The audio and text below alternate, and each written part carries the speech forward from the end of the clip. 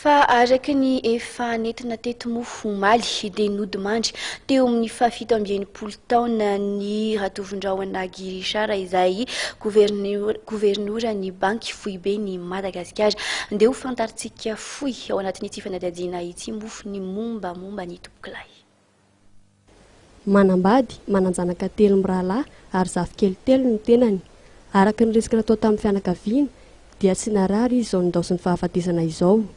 Olona manam-pitiavana tia ny asany ary ny fianakaviana itompokolahy Kiratovindraona ary anisan'ny toetra nampiavaka azy tamin'ny fahavelony ny fitiavana ny fianarana, ny fandaliana ary ny fikarohana amin'ireo izay nanahirana azy.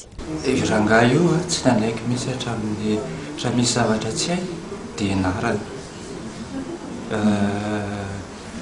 Zany izy fotoana nampitondra boky andeha hody avy any boky 30 kilao.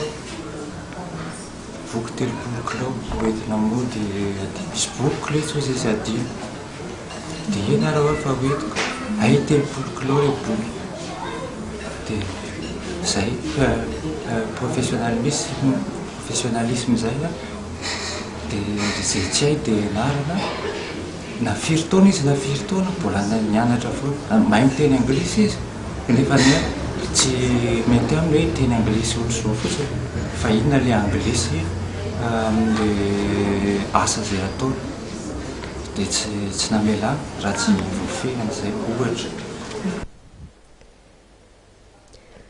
Ny zoma fahatelo amby 10 septambra izao no ialao an-trano ny nofo mangatsikany hoentina omezam-boninahitra an'Andriamanitra ao amin'ny fiangonana Ekara Saint Vincent de Paul Ambatolita mialohan'ny ametrahana azy ao amin'ny fasan-drazana eny Manjaka Ilafy.